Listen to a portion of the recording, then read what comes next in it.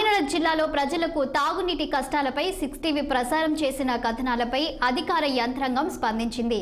జిల్లా కలెక్టర్ షాన్ మోహన్ షగిలి చొరవతో municipal water works అధికారులు పూర్తి స్థాయి దిద్దుబాటు చర్యలు చేపట్టారు. వాటర్ వర్క్స్ ఈఈ మత్స్యరాజు తాగునీటి శుద్ధతపై పూర్తి వివరణ ఇచ్చారు. ఈ వేసవిలో ప్రజలకు తాగునీటి ఎద్దడి లేకుండా చర్యలు తీసుకుంటామన్న ఎగ్జిక్యూటివ్ ఇంజనీర్ మత్స్యరాజుతో మా ప్రతినిధి దురాని ఫేస్ టు ఫేస్. గత కొద్ది రోజులుగా కాకినాడ ప్రజలకు పసర నీరు అందుతుందంటూ వచ్చిన ఫిర్యాదుల ఆధారంగా కాకినాడ వాటర్ వర్క్స్ మాత్రం యుద్ధ ప్రాతిపదికన చర్యలు చేపట్టింది. ఇందులో భాగంగా మన దగ్గర వాటర్ వర్క్స్ మత్స్యరాజు గారు ఉన్నారు. వారిని అడిగి అసలు ఈ నీరు ఎందుకు ఈ విధంగా పసరగా మారింది, తీసుకునే చర్యలు అంటే తెలుసుకునే ప్రయత్నం చేద్దాం. సార్, గుడ్ మార్నింగ్ అండి. సార్, కాకినాడ ప్రజలకు ఈ విధంగా తాగునీరు రావడానికి కారణం ఏంటి, మీరు తీసుకున్న చర్యలు ఏంటి? గత కొన్ని రోజులుగా కాకినాడ కార్పొరేషన్లో పసరు నీరు వస్తుందని చెప్పేసి మరి మన మీడియా ద్వారా వచ్చింది. అయితే ఈ పసరు నీరు రావడానికి కారణం ఏంటంటే మనకు కాకినాడకి సామర్లకోట నుంచి మనకు సమ్మర్ స్టోరేజ్ ట్యాంక్ అని ఉంటుంది. సో ఆ సమ్మర్ స్టోరేజ్ ట్యాంక్ కాకినాడ ఇంకా అరట్లకట్ల.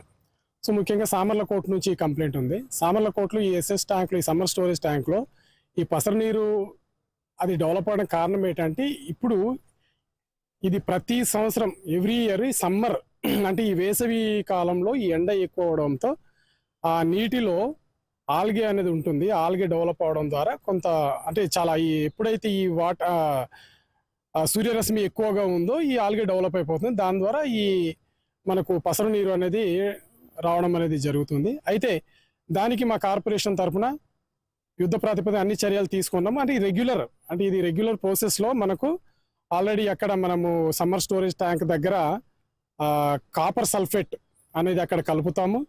అలాగే అక్కడ నుంచి ఇక్కడ విక్టోరియా వాటర్ వర్క్స్ దగ్గర కూడా కొంత కాపర్ సల్ఫేట్ కలుపుతాము.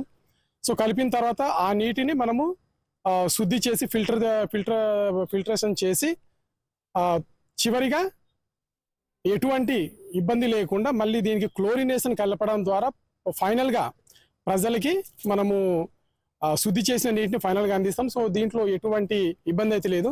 ఇప్పుడు మీకు నేను కొన్ని శాంపిల్స్ చూపిస్తాను. ఇది శుద్ధి చేయకముందు ఈ నీరు, శుద్ధి చేసిన తర్వాత ఇది చేసాము.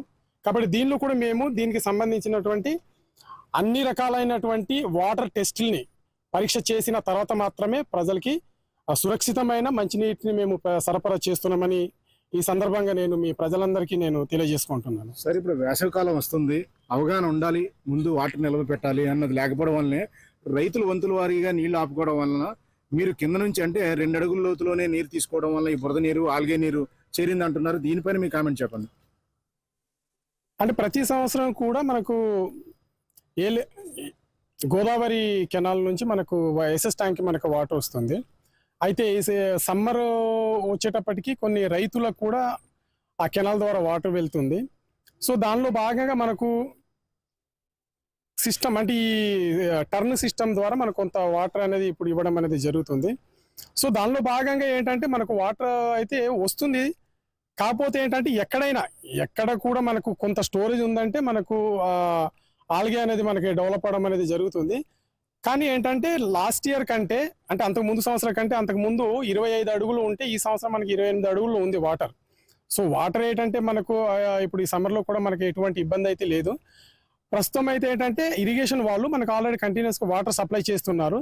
ఇంకొక 15 రోజులు కంటిన్యూస్గా మన కాకినాడ తాగునీటి కోసమే ఇస్తారు. కాబట్టి ప్రజలకు ఎటువంటి ఇబ్బంది లేదని తెలియజేస్తారు. సార్, ఇప్పుడు చూసుకుంటే కనుక మహర్షి సామూర్తి రిజర్వాయర్ ఎలా ఉందో మనకు సామర్లకోటలోది, అది సఫిషియెంట్ గా ఫిల్లింగ్ అవ్వట్లేదు. అంటే వేసవి నిల్వలు తీర్చడానికి.